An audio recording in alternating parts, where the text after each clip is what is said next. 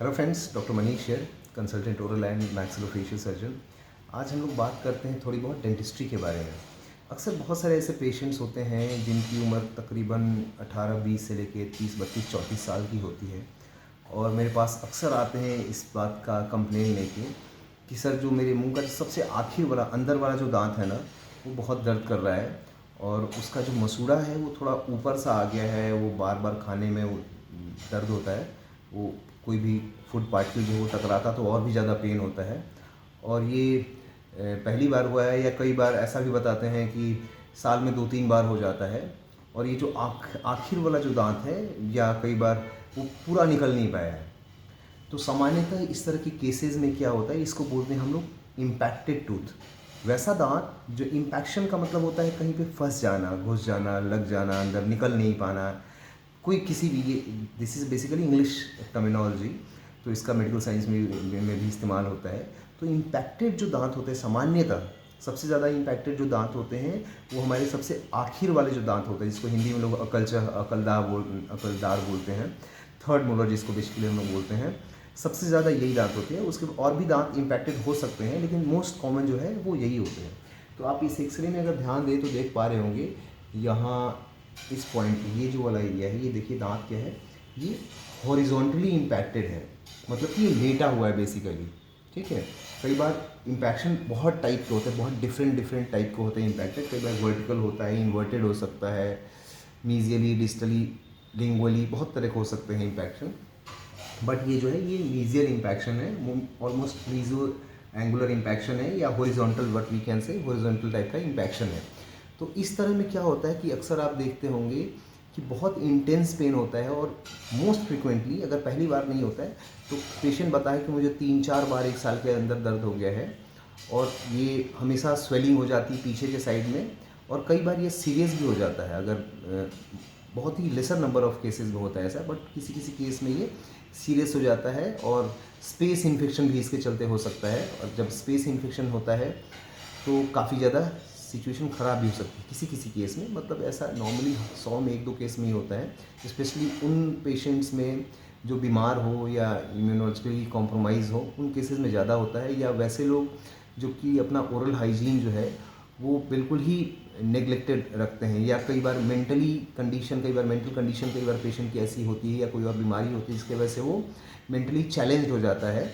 तो वो क्लीनिनेस जो है अपने माउथ का, ओरल कैविटी का जो क्लीनिनेस है वो प्रॉपर नहीं रख पाते, इसके वजह से भी हो सकता है ये केस। तो नॉर्मली इस तरह के केसेस में हम लोग को क्या करना चाहिए? सबसे पहले आप जो भी डेंटिस्ट आपके पास हैं या मैक्सिलोफेशियल सर्जन है उनके पास जाते हैं अगर, तो सबसे पहले एक्सरे करवाइए। कई बार क्या होता है इसकी वजह से कई बार यहाँ पे खाना फंसने लगता है। अगर फूड लॉजमेंट होती है अक्सर, तो इसको तो शायद उतना इम्पैक्ट नहीं होगा ये, लेकिन ये जो बगल वाला दांत है ये 90% केसेस में जब 30s और 40s के एज में लोग आते हैं तो कई बार इसके चलते ये ख़राब होता है। ये ऐसा ही सिचुएशन है कि एक आदमी शरीफ है, ये वाला दांत शरीफ है, बट ये पड़ोसी जो है वो बदमाश है, इसके चलते बेचारे ये सफ़र कर रहा है। तो एक्सरे बहुत ज़रूरी है। कई बार क्या होता है कि लोग अगर ये दांत निकलवा भी लेते हैं बिना एक्सरे के तो ये सड़ रहा होता है अंदर अंदर और कुछ दिन बाद ये भी ख़राब हो जाता है। तो एक्सरे करना बहुत ज़रूरी है। दूसरा, एक्सरे करना इसलिए बहुत इम्पॉर्टेंट है कि एक्सरे करने से ही पता चलेगा कि इस दांत को निकालना कितना आसान है और कितना डिफ़िकल्ट है। एक्सरे के आधार पे ही डिफ़िकल्टी का क्लासिफिकेशन होता है। कई बार क्या होता है, ये जो दांत होता है, कई बार ये जो दांत होता है, ये जो आखिर वाला दांत अगर आपको दिख पा रहा हो यहाँ पे, ये इस वाले स्ट्रक्चर के अंदर होता है, ये रैमस होता है, इस वाले स्ट्रक्चर के अंदर घुसा रहता है। तो नॉर्मली उस केस में ये आपका जो डेंटिस्ट है ये दांत नहीं निकाल पाएंगे। उस केस में जो है आपको मैक्सिलोफेशियल सर्जन के पास ही जाना होगा। और कई बार ये सिंपल होता है, मीजियो एंगुलर होता है, तो ये डेंटिस्ट, नॉर्मल डेंटिस्ट भी निकाल लेते हैं। कई बार ये बहुत ज़्यादा डेप्थ में होता है, अंदर हड्डी के अंदर बिल्कुल घुसा होगा। उस केस में जैसे ये जो है ये काफ़ी अंदर रहेगा, तो जब अंदर रहेगा ये दांत तो कई बार क्या होता है नीचे से नर्व जाती है, नीचे से जबड़े के नीचे वाले हिस्से में यहाँ से एक नर्व जाती है बीच से बिल्कुल। तो अगर ये नर्व के बहुत क्लोज रहेगा तो काफ़ी चांसेस होते हैं कि अगर सर्जरी बहुत मेटिकुलसली नहीं की गई, बहुत प्रेसिजन के साथ सर्जरी परफॉर्म नहीं करी गई, तो कई बार चांसेस होता है कि नर्व इंजरी भी हो जाए, पेरेस्थीसिया हो जाए, यानी कि थोड़ा सुनापन जैसा रहे या एलोडाइनिया हो जाए, मतलब तो उसके वजह से ये पेन प्रोलॉन्ग हो सकता है। कई बार फीमेल के केसेस में ऐसा देखा गया है, प्रेगनेंसी के आसपास के दौरान अगर इस तरह से चीज़ें होती हैं, या नॉर्मली फीमेल में भी इसमें एक खास तरह की पोस्ट अगर सर्जरी बहुत अच्छे से प्रिसीजन के साथ नहीं की गई तो जो हड्डी है, जो बोन है, वो इन्फेक्टेड हो जाता है और ड्राई सॉकेट का कंडीशन डेवलप हो जाता है। इसलिए जब भी इसकी सर्जरी कराए तो कोशिश करिए कि आपके पास कोई, अगर आसपास गूगल करिए, कोई मैक्सिलोफेशियल सर्जन है तो वो ज़्यादा बेहतर तरीके से सामान्यतः कर पाते हैं। ऐसा नहीं, एक्सपीरियंस डेंटिस्ट भी कर सकते हैं अच्छे से, बट सामान्यतः मैक्सिलोफेशियल सर्जन्स की ट्रेनिंग बहुत अच्छी रहती है, तो वो लोग काफ़ी अच्छे से कर पाते हैं मोस्टली, डिफ़िकल्ट से डिफ़िकल्ट केस में भी। तो आपको एक्सरे करने के बाद मोस्ट ऑफ केसेस में अगर आपको सर्जन बोलते हैं कि निकल नहीं पाएगा तो इसको निकलवा लेना है, क्योंकि इससे बार बार प्रॉब्लम आएगी और हमेशा आती रहेगी। तो इट्स अच्छा, तीसरा इंपॉर्टेंट चीज़ क्या है कि इस दांत से आप खाना नहीं खाते कभी भी। अगर इम्पैक्टेड है तो वैसे भी नहीं खाते, और नॉर्मली हम लोग 28 दांत से ही खाना खाते हैं, तो वैसे भी इसका कोई इस्तेमाल नहीं है। It is a kind of vestigial organ. Vestigial organ वो ऑर्गन्स होते हैं जिसका जीवन में कोई इस्तेमाल नहीं है। हमारे पूर्वजों में उसका इस्तेमाल था, लाइक अपेंडिक्स। अपेंडिक्स जैसे क्या होता है कि गाय भैंस हर ऑर्गेनिज्म में जो भी होते हैं, हायर एनिमल्स, उनमें होता है, लेकिन अपेंडिक्स हमारे इंसानों में भी होता है, उसमें खाना नहीं पचता है। जब उसमें इन्फेक्शन, कोई खाना घुस जाता है तो इन्फेक्शन हो जाता है, उसको सर्जरी करके निकालना पड़ता है। सेम कंडीशन है इसके साथ भी, कि इस वाले दांत को भी आपको सर्जरी करके निकलवाना होता है, ऑल बिकॉज कि it is a vestigial organ.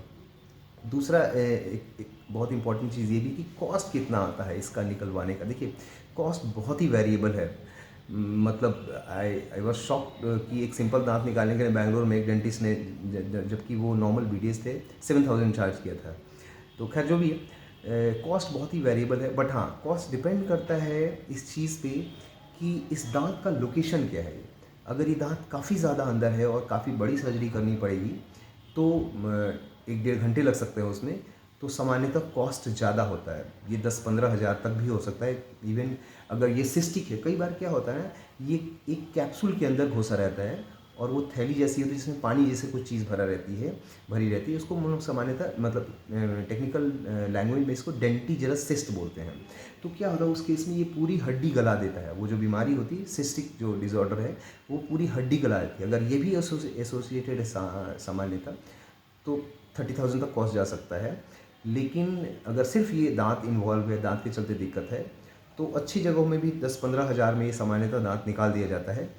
अगर ये काफ़ी ज़्यादा अंदर है, डीप है, बहुत कॉम्प्लिकेटेड है, तो 20-25 हज़ार भी आ सकता है। लेकिन सामान्यतः 3-4 हज़ार से रुपये से लेके 10-15 हज़ार के अंदर ही ये, कितना भी डिफ़िकल्टी हो इसको निकालने में, किसी भी प्लेस पे ये पड़ा हुआ हो, तो ये दांत निकाल दिया जाता है। तो कॉस्ट बहुत वेरी करता है। ये इस बात पे निर्भर करता है कॉस्ट कि आप किस जगह सर्जरी करा रहे हैं, लोकेशन। अब मुंबई में करा रहे हैं तो ऑब्वियसली थोड़ा एक्सपेंसिव पड़ेगा, दिल्ली में एक्सपेंसिव पड़ेगा। कहीं छोटे शहर में करा रहे हैं तो थोड़ा सस्ता पड़ेगा। कर कौन रहा है, एक नॉर्मल डेंटिस्ट कर रहा है तो वो थोड़ा कम चार्ज ले सकते हैं। सामान्यतः जो मैक्सिलोफेशियल सर्जन्स होते हैं, वो उनके चार्जेस जो होते हैं, वो जो नॉर्मल डेंटिस्ट होते हैं, डेंटल सर्जन्स होते हैं, उनसे ज़्यादा होता है। तो ये सब भी बहुत फ़र्क पड़ता है। इसके अलावा जो क्लिनिक किस टाइप का है, इंस्ट्रूमेंट कैसा इस्तेमाल हो रहा है, सर्जन का खुद का क्या ओपिनियन है इसके बारे में, अपने नॉलेज के बारे में, क्या सर्जन एक्सपेंसेस करते हैं नए नए चीज़ों को सीखने में, लर्निंग में, कॉन्फ्रेंसेस अटेंड करने में, तो ये सब का कॉस्ट भी ऐड ऑन होता है। सर्जन जितना स्किलफुल होगा, चार्जेस उतने ज़्यादा हो सकते हैं, बट ये एक बेनिफिट मिलता है। थोड़ी ये सर्जरी नॉर्मली थोड़ी सी डिफ़िकल्ट होती है, तो उस केस में आपको मैं प्रेफर करूँगा कि एक सर्जन से निकलवाएं, यानी कि मैक्सिलोफेशियल सर्जन से निकलवाएं। और अगर नहीं है तो किसी एक्सपीरियंस डेंटिस्ट से निकालें, जो अच्छा खासा एक्सपीरियंस है और उनको इस तरह की सर्जरी करने की आदत है, तो वो ज़्यादा बेहतर ढंग से निकल पाते हैं। इस दांत में सामान्यतः कई बार दांत निकलने के बाद कॉम्प्लिकेशंस भी हो जाती हैं, तो इसलिए मैंने बोला कि सर्जन ज़्यादा बेटर ऑप्शन, बिकॉज ही और she can handle any kind of facial region problem. तो उनको पोस्ट ऑपरेटिव कॉम्प्लिकेशन भी डील करने का अच्छा एक्सपीरियंस होता है, तो वो अच्छे से डील कर पाते हैं। बाकी अगर कोई भी क्वेश्चन हेल्थ के किसी टॉपिक के रिगार्डिंग हो या इस टॉपिक के रिगार्डिंग हो, you can ask me any time. Okay, thank you.